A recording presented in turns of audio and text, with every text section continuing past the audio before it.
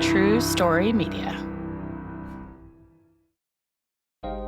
If you want all of your data in one place, if you want a single home for all of your entities, if you want to spend more time working and less time searching, you need the Intuit ERP. I know because I'm Damon John, and I run my growing business on Intuit Enterprise Suite, the AI native ERP that's powerful, painless, and proven. Learn more at intuit.com/ERP. This podcast contains adult themes and language, and some of the things that we discuss may be disturbing to some listeners. In this podcast, we discuss sexual assault, torture, race, and murder. Listener discretion is advised. Please take care of yourself.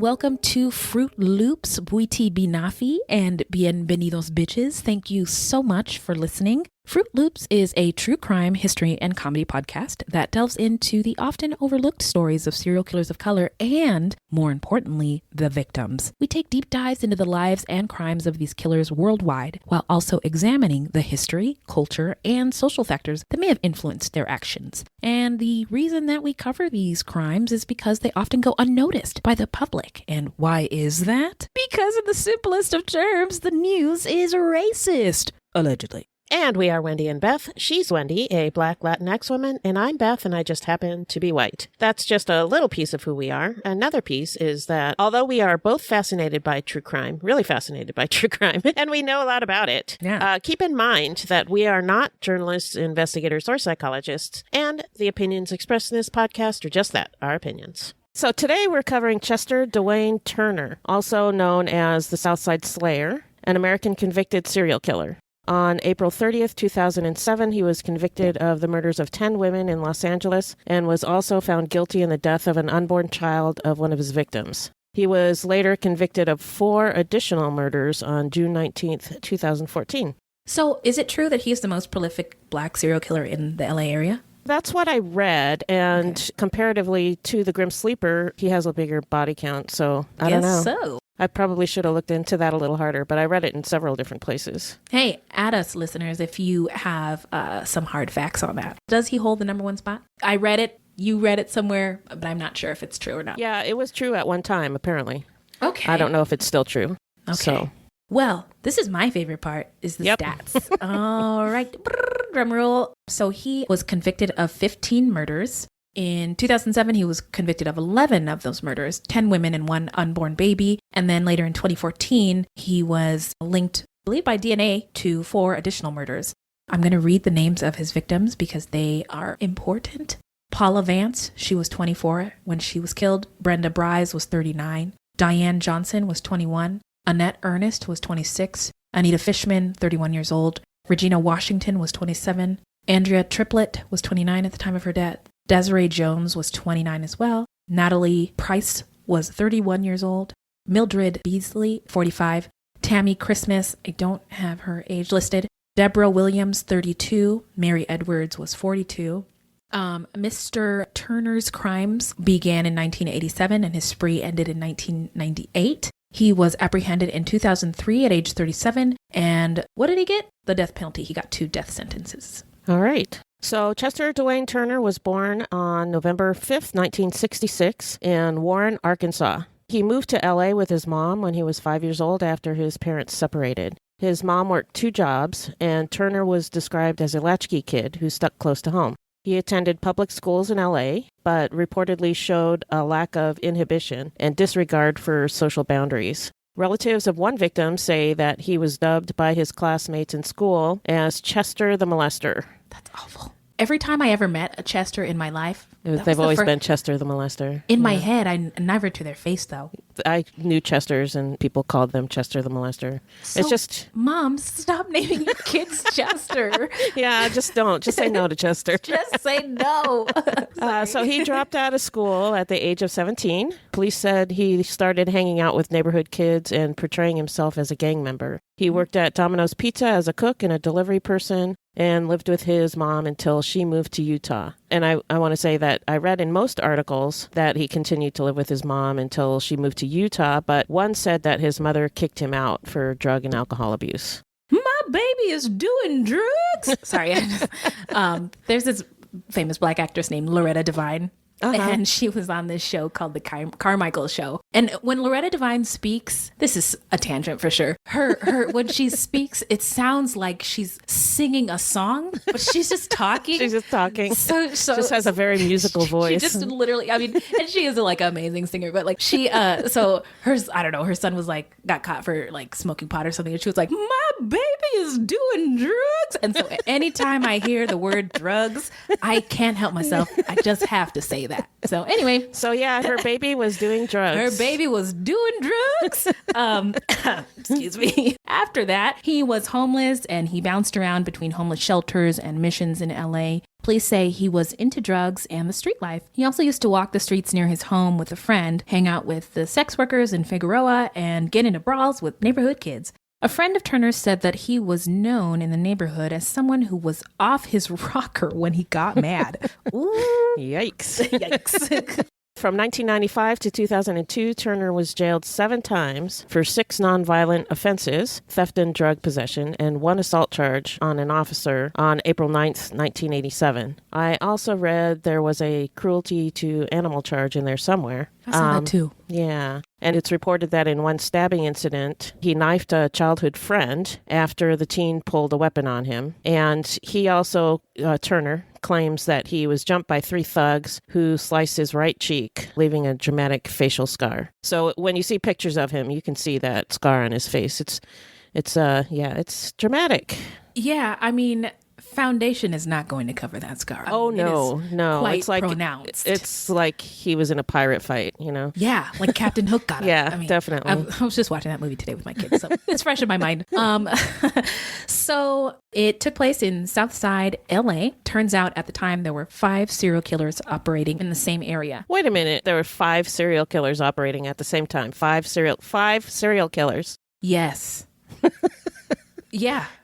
That's insane. I saw that in more than one article. That is insane. And that's why okay. Other side note. So I grew up in the Bay Area and we used to watch the news, and the news was always in LA, right? The nightly news, just arresting Black people, more Black people killed, blah, blah, blah. And I remember just hearing on multiple occasions the grown-ups around me saying, don't go to LA. Yeah, don't go to LA. And golly, in a few years, the Bay Area is going to be as bad as LA. Like, I just remember thinking, what are you guys talking? What do you mean as bad as LA? What's going on around here? So anyway, yeah, that's 5 serial killers operating at the same time in the same area. That's insane. Super duper nuts. Turner had been connected through DNA to 13 murders that occurred in the LA area. And so Turner's spree was again from 1987 to 1998. 11 of these murders took place in a 4-block wide corridor that ran on either side of Figueroa Street between Gage Avenue and 108th Street, which is referred to as the Figueroa Corridor. The area is still notorious for prostitution, drug, crime, and violence. And police have said that they believe there were several other serial killers operating in the South LA area frequented by Turner. As we said, five operating at the time is what is believed to be the number 5. Can you imagine? Oh, God. And it is quite striking how concentrated the area was and that nobody did something for so long. Yeah.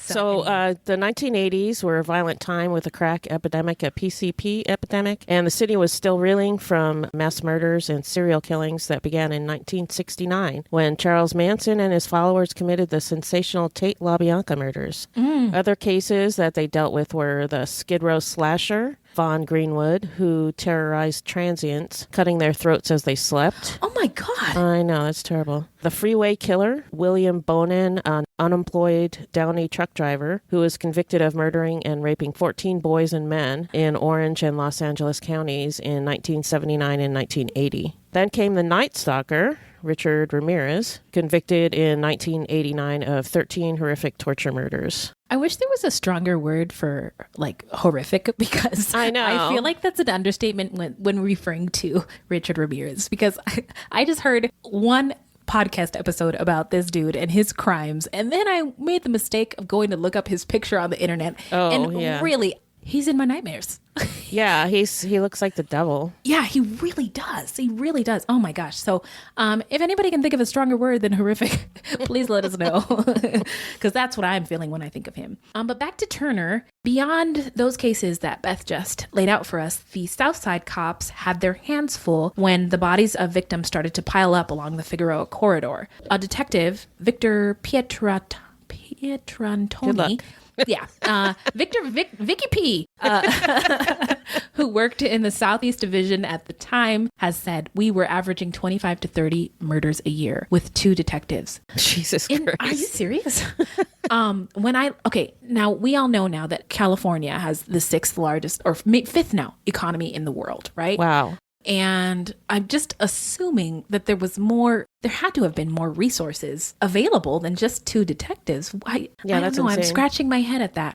When I left Southeast after 3 years, I had just shy of 100 murder investigations, That's he insane. said. People, 100% insane. People began to suspect that there was a serial killer working when the bodies of mostly Black sex workers were found dumped in parks, alleys, along unpaved roadsides, and even in a schoolyard. But authorities did not seem too concerned.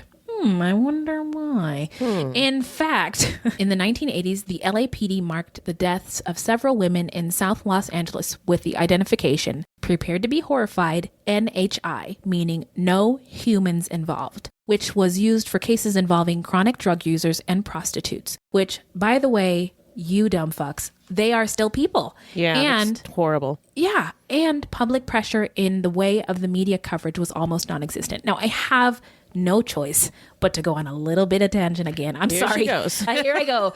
Now, we are currently dealing with a opioid epidemic, and there is so much energy and effort devoted to stopping this problem. And guess why I think it is? Because a lot of the users are white. Yeah, guys. I can't imagine any of the victims of the opioid crisis being identified as NHIs. Yeah. And it stings. Yeah, it's horrible. Yeah. Okay, sorry, I'm done. I'm off. I'll get off my stool now. That was quick. So the Black community demanded action. A coalition was formed in 1986 by the Black community called the Black Coalition Fighting Back Serial Murders. Its organizers cited concerns that, and I quote, "The low-profile media coverage and problems with the investigation are all examples of women's lives not counting and Black prostitute women counting least of all." And I have to say, even now, the victims of Chester Turner's crimes don't get much press. Read a bunch of different articles trying to get information about them. It was really difficult finding information about the victims. Yeah. I like to try and get as much information on the victims as I can to give them some sort of a platform. Yeah. But there just wasn't a whole lot out there. Yeah. And I'm just thinking, like, if it was somebody else, I mean, we know so much about JonBenet Ramsey, Casey Anthony. Or Kaylee Anthony. Yeah. Yeah. It just stings. That's all. I just wish it wasn't that way. And I actually don't believe that it has to be that way. I don't know what will make it change. Yeah, I don't either. Thank goodness for the internet, which is the wild, wild west, and for podcasts. Yeah, you know what I mean? woo-hoo. Like we don't have to follow the same rules that they do on NBC. I mean, we don't even have any sponsors. So And we're still doing this. So we get to sort of tell the truth, and hopefully enough people will be listening and be able to go and do their own research and, care.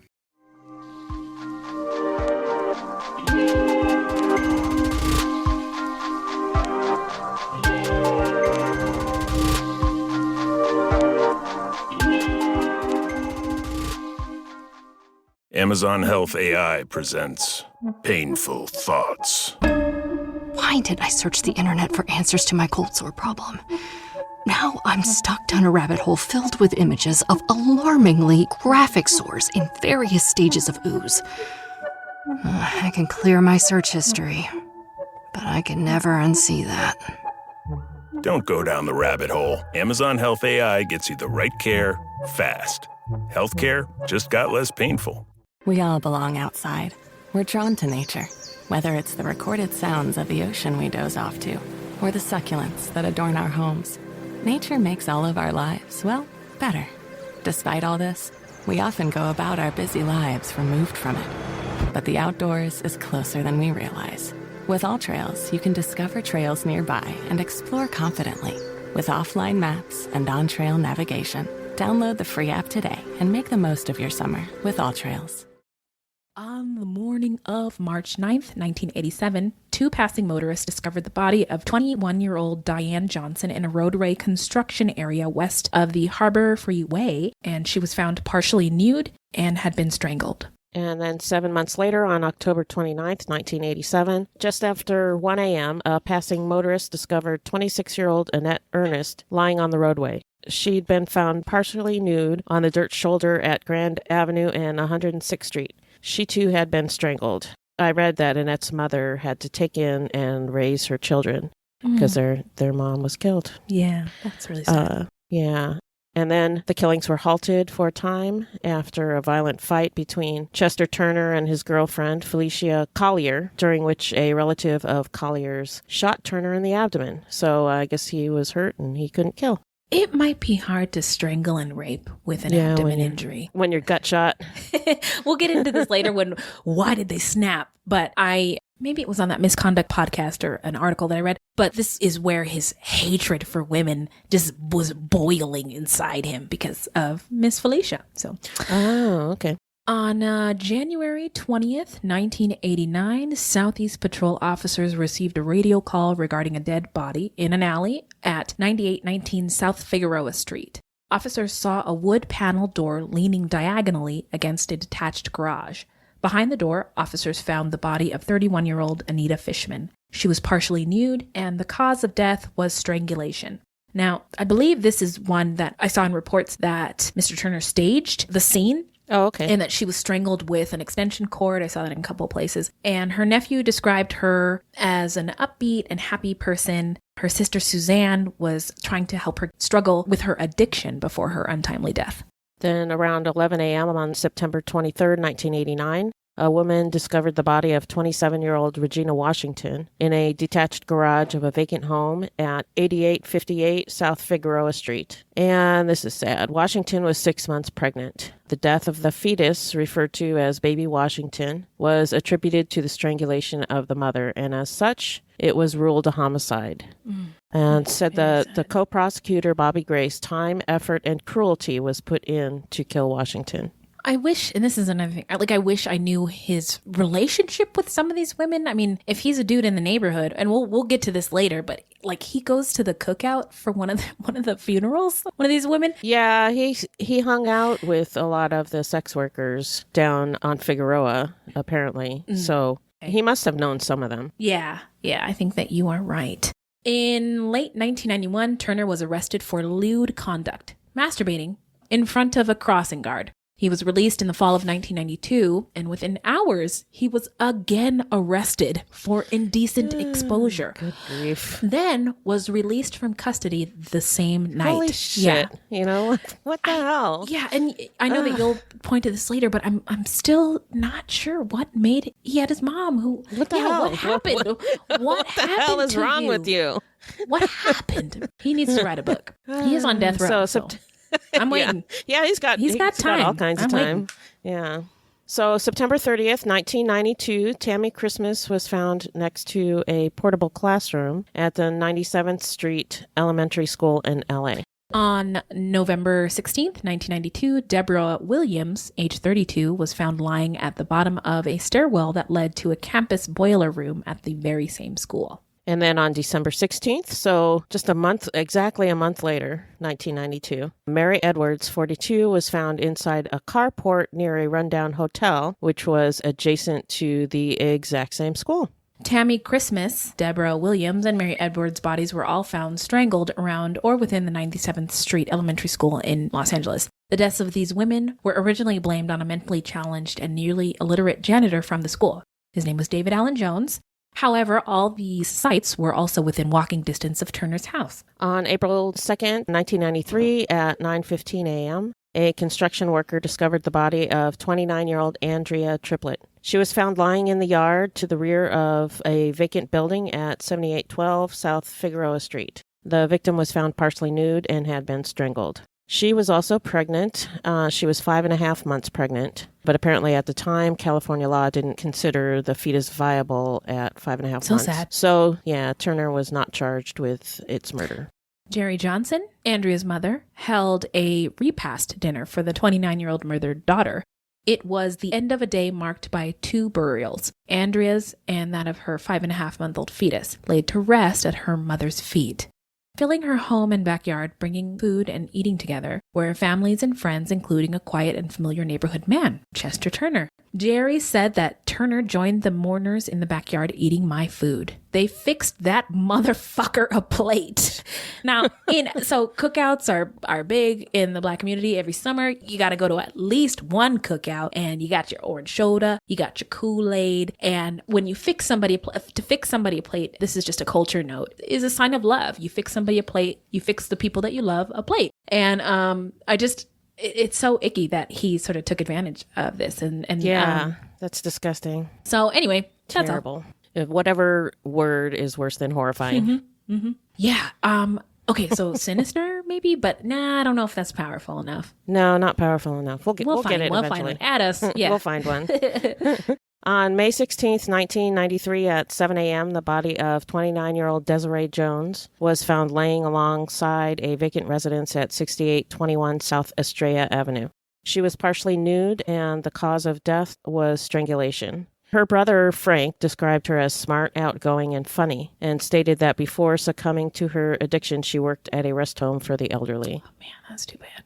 On February 12, 1995, at 8:20 a.m., a friend discovered the body of 31-year-old Natalie Price alongside a residence at 532 West 80th Street. She, too, was partially nude and had been strangled. On November 6, 1996, Mildred Beasley, 45, was found partially nude and strangled. She was left amongst the bushes alongside the 110 freeway.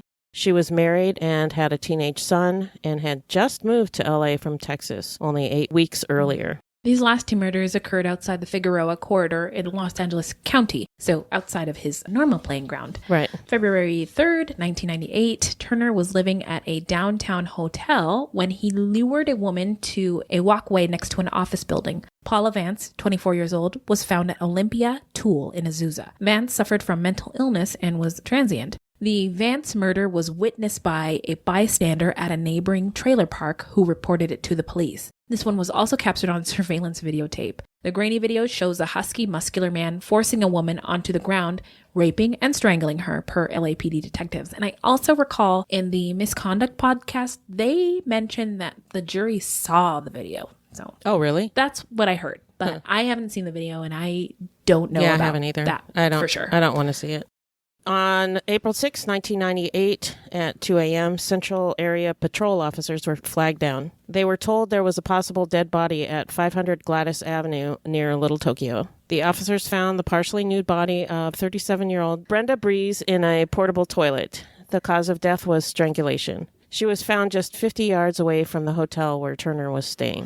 So now we're going to get into a little bit of the investigation. And I will say that it was problematic to say the least. Initially, at least just because of the police, the LAPD, they did not have the best reputation back then. And I will say, ask any rapper, ask any West Coast rapper, Ice Cube, pick one, and they will tell you that the LAPD was the biggest gang in America. Very corrupt. So anyway, the LAPD decided that since the victims were Black, likely crack addicts, and sex workers, that their crimes were not worth investigating. The community had to band together and essentially force the police to do their jobs. And cops spent years chasing their tails. They lumped together a bunch of unrelated murders and dubbed it all the work of the Southside Slayer. And the Southside Slayer was described as a person of color, possibly with a Caribbean accent, possibly with a pockmarked face. He didn't exist because it was like five different serial I was killers. watching The Princess and the Frog this weekend, and it sounds like the guy who was in the cartoon that I saw with my kid. Again, not a real person. Not a real person. Yeah.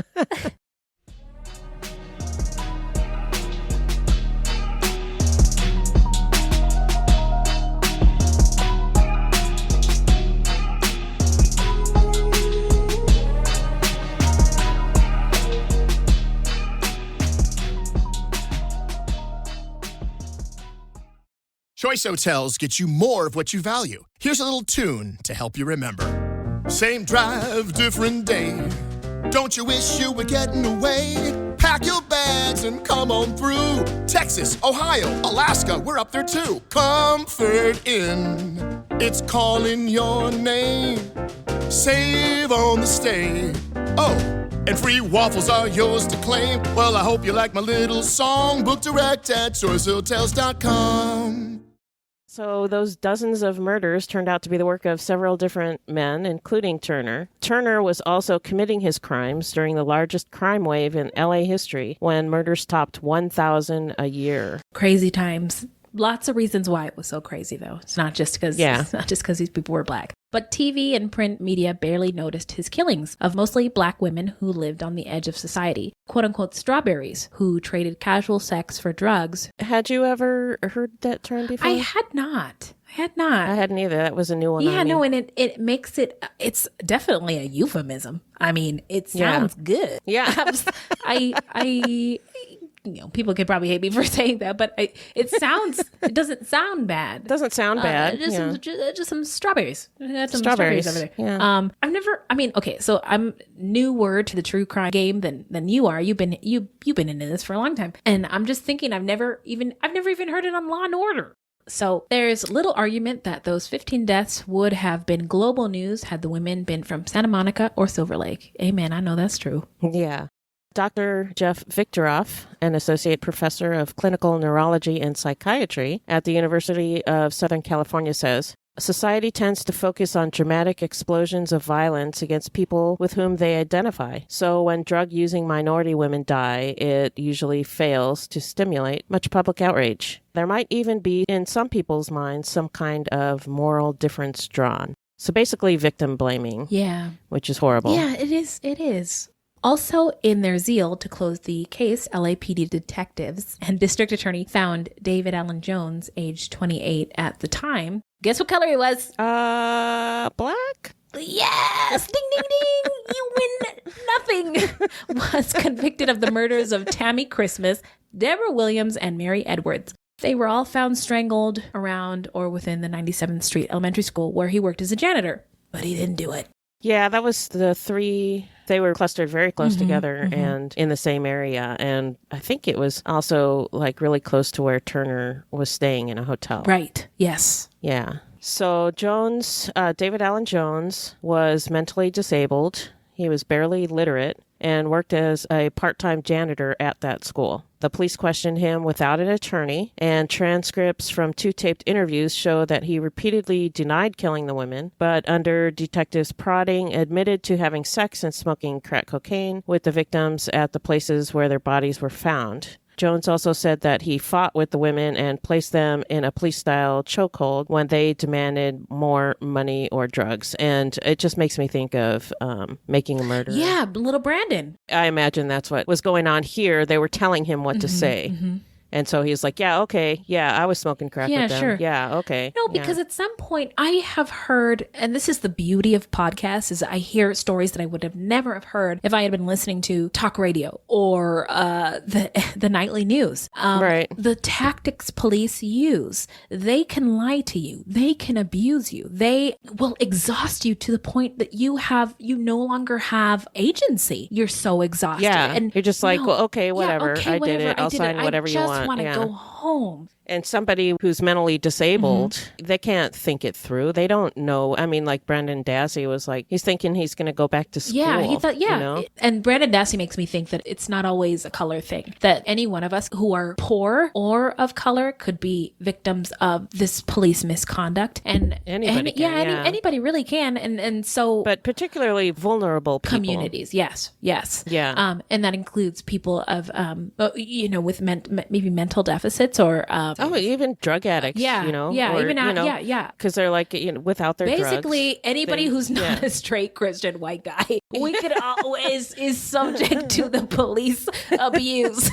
And I don't feel sorry about saying that one bit, so please don't edit that out. Anyway, so anybody who's not a straight Christian white man could fall victim to this police misconduct. And so I tell my kids, never talk to the police without mommy and daddy there, ever. And my kids are only 5 and 3, but the police are around a lot in my neighborhood. And so you sort of get slipped into these situations. Right? Like next thing you know, I'm in the principal's office. Next thing you know, the sheriff's there. Next thing you know, so just no. Police, mommy, daddy, or lawyer. Okay? Thank you. So they relied on... I get on these tangents, y'all, and I'm sorry. I'm so passionate. That's why we're here. They relied on Jones's coerced statements to the police instead of technology. And despite evidence that hair, blood, and semen samples collected at the scenes did not come from Jones and that no witnesses or physical evidence tied him to the crimes, Jones was convicted in 1995 of killing Tammy Christmas, Mary Edwards, and Deborah Williams. Later, the detectives decided to revisit the cases and test the damn DNA evidence. When the evidence was re-examined from a scientific viewpoint, it was found that the murders of Deborah Williams and Mary Edwards, and I'm not apologizing for repeating these women names over and over again. I'm doing it on purpose. Deborah Williams and Mary Edwards were really the work of Chester Turner. Though police couldn't use the DNA evidence to solve the murder of Tammy Christmas, it had degraded. It is strongly believed that Turner was also responsible in this case as well. David Jones served 9 years in prison before he was released in March 2004. So thank goodness they let him out. He didn't do it. Yeah. And I read that he served 9 years. And then other places said he served 11 years. So I was trying to do the math, and I'm thinking maybe he sat in prison waiting for trial for a few years, which brought the total to 11. Oh, so I see what you're saying. Like... Officially, he served 9 years, but he was actually in jail for 11. I don't know, though. That's my guess. I'm right there with you. Okay, so anyway, the break and the Turner case actually came from the last crime that he committed in 2002. Although Turner was registered in 2000 as a sex offender for that lewd conduct when he whipped it out in front of the crossing guard. Yep. I don't even understand. Yeah. So he was registered as a sex offender, but even so, the Midnight Mission where he was living allowed him to work as a security guard as part of a drug rehabilitation program for cocaine abuse. And Maria Martinez, an admitted drug dealer and addict, she knew Turner from the mission. She lived there and then sold single cigarettes to feed her habit. So Lucy's. Hey, she was selling Lucy's. Well, I don't know. Lucy's are kind of in the news lately because that's what got Eric Garner killed. What? Eric Garner, the big black guy in New York who was selling Lucy's in front of, I don't know, a bodega. Oh, that's right. Okay, that was a while ago, I Can't Breathe guy. Yeah, so anyway. That was like 2 years ago. Yeah, but that's how I know. That's how I am familiar about with Lucy's. So, okay, on March 16th, 2002, Turner sexually assaulted 47-year-old Martinez. She was walking to an all-night hamburger place on Los Angeles Street when Turner called her over for a light. He then grabbed her by the throat and pulled her behind a dumpster where he raped her repeatedly. He let her go, but threatened to kill her if she told anybody. In shock, she walked to the LAPD's nearby Central Division station, thinking that she could take refuge there. But when she tried to report the rape, the front desk cops saw little more than a street person with a wild story. They told her to sit and wait. Feeling slighted, she just went back to the mission. Yeah, and then an administrator at the mission urged Martinez to fight back by insisting on talking to police. She encouraged Martinez to file a police report. And later in court, she testified that Martinez wanted someone to believe her. She wanted to make it clear to me that she wasn't partying with him. At California Hospital Medical Center, Martinez was given a sexual assault exam, which produced the genetic evidence that positively linked Chester Turner with a rape. Turner was arrested later that day, hiding fully clothed in a shower at the Mission. Hey, bruh, what are you doing in there? Yeah.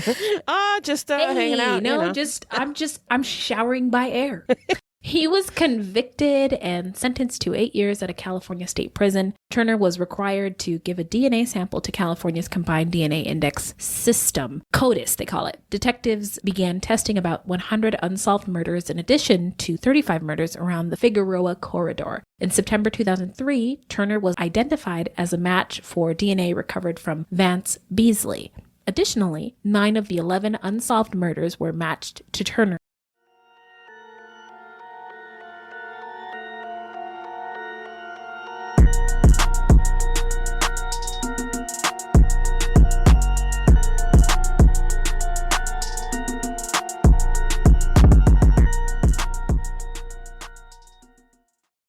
Turner was already serving an 8-year sentence for the 2002 rape conviction when detectives matched his DNA to some of the killings. Oh, good. Yeah, Turner was charged in September 2003. At a press conference, police said that they believe Turner killed at least 13 women in the South Los Angeles area, making him the most prolific serial killer in the city's history. DNA evidence linked him to deaths as far back as March 9th, 1987, when he killed 21-year-old Diane Johnson. Hey, come through, LAPD. You guys finally got here. We've been waiting for you for years. Many of the articles that we read remarked about how Turner was invisible, that he blended into the community and people did not suspect him. And in some ways, Chester Turner is still a ghost. During his trial in the criminal courts building downtown, no crowds pressed forward to catch a glimpse of him. The area around the courthouse was crowded, but the media and onlookers were there to see the music legend Phil Spector on trial in the murder of a beautiful blonde actress. Hey, we talked about this earlier this episode. The kind of story the media can get behind. But after a 5-week trial on April 30th, 2007, Turner was convicted of murdering 10 women and one victim's unborn fetus in the 80s and 90s. Jurors deliberated less than a day before finding Turner guilty of first-degree murder with special allegations that made him eligible for the death penalty. Turner was also later convicted of 4 additional murders and received a second death sentence in 2004. Hey, 14. Yep. Yeah. So where are they now? Well, he's on death row. Well, to this day, we always like to get into what made them snap, because could be a lot of things. Could be a number of things. But to this day, nobody, not the families of the victims, not the prosecutors or the cops, understands why he began his reign of terror. I have a couple of theories that I think didn't help his situation. And one, his mom was very strict. He wasn't allowed to go out and play. He always had to stay home and help her. This is a quote from a friend. He said, "I never thought that he was that kind of person," says a longtime friend who never suspected a thing. While Turner's mother could be too tough on him as a teen, she would lock up the food, he said, and make him wait outside until she got home from work. You have to deal with those things. And the friend said, "I knew he had problems, but I never thought he would go out and kill people." None of us ever think. Your mom's mean. Yeah. Well, I don't know. I can't. When you say your mom's mean, I can't help but go back to that scene in Psycho. Yeah, true. The mom was mean, and look what happened. Yeah, true. And then another thing that, again, I did not believe helped Mr. Turner was that he had this rocky relationship with Felicia Collier, and he had a kid with her, and they fought a lot. It was the first of four. They had four kids. So they fought constantly. And eventually, there was a violent confrontation between the two of them where Miss Felicia's relative stepped in and shot Turner in the abdomen. And actually, his crime stopped for a little while at the time. Yeah, for a little bit. So good on you. Hey, too bad it wasn't a kill. Oh boy, I shouldn't. Too bad it wasn't fatal. Well, all right. So one of the investigators, a Detective Shepard, said that he believed Turner's anger and frustration at home were channeled into the outburst of violence that claimed his victims.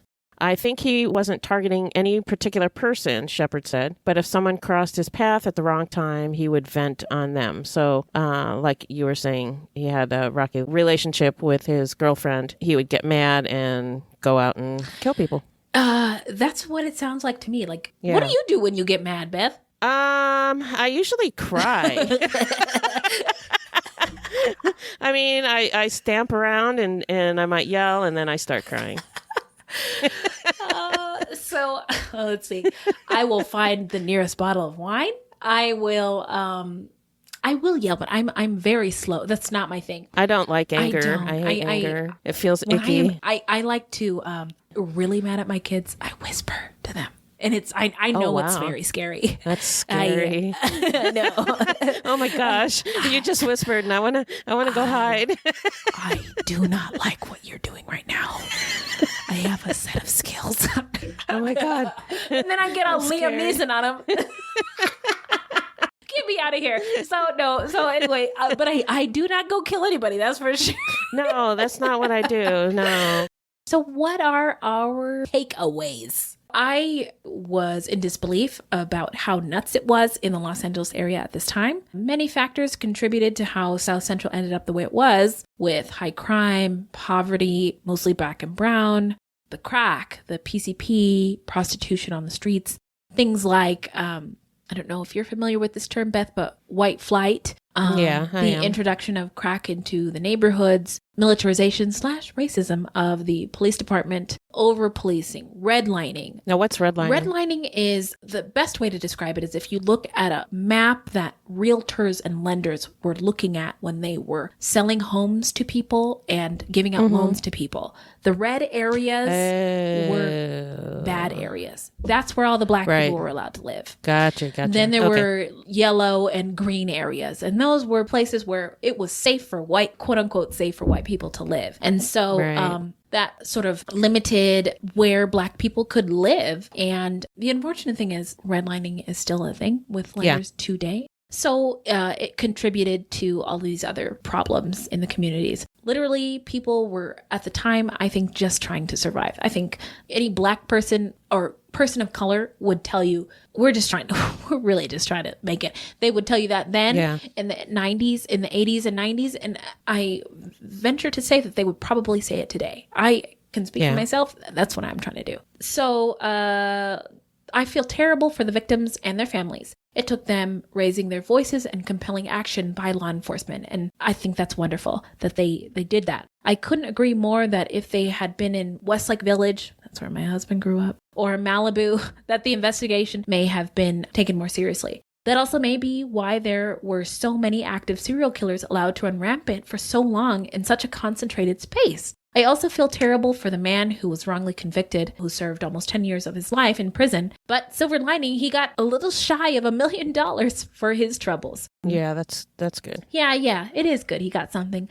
I also heard on a podcast, shout out to the gals at the Misconduct podcast, that Turner admitted to strangling the women, but he said that they were alive when he left them. And I didn't see that written anywhere, but I heard that on their podcast. So I wanted to highlight that too. Mention it. Yeah, so Misconduct, that's a really good podcast. They do a lot of obscure killers like we do. And they did an excellent job of describing that area at the time and the history on an episode that they did on the Grim Sleeper, which I think was actually their first episode. Oh. Yeah, their very first episode was on the Grim Sleeper, I think. Oh, okay. And he was one of the serial killers who was active at the same time as Chester Turner. So I really recommend listening to that episode to get a clear picture of what it was like at that time. Me too. I recommend too. You know, there was a lot of down and out people in that area with terrible lives, you know, drug addicts, parents raising children, but also doing drugs. I was watching a documentary about the Grim Sleeper, and it was said that less than 50% of the people in that area had graduated from high school. There was high unemployment, lots of drugs, crime, but, you know, they weren't all killing people. Yeah, you know, that's true. They had rough lives. Like a lot of them had a lot worse lives than Turner did. I read an article where Turner had offered like garden variety complaints to the detectives about his early life. Like his mom was too strict. His stepmother used to hit him. He wasn't allowed to fight back against his half-siblings. But, his mom worked. She had a regular job. She wasn't doing drugs. She wasn't an alcoholic or anything like that. He was cared for. So, lots of people have worse lives. That's true. And don't kill people. That's true. Yeah, you're right. I also surprised that I had never heard of this guy prior to reading about the Grim Sleeper. Wait a minute. You're the true crime OG. You never heard of this guy? Yeah, I never heard of Chester Turner until I read about the Grim Sleeper. And lots of people have heard about the Grim Sleeper. Yeah, we all heard about it. Yeah, Grim but Sleeper. Chester Turner is almost unknown, despite the fact that his body count is higher.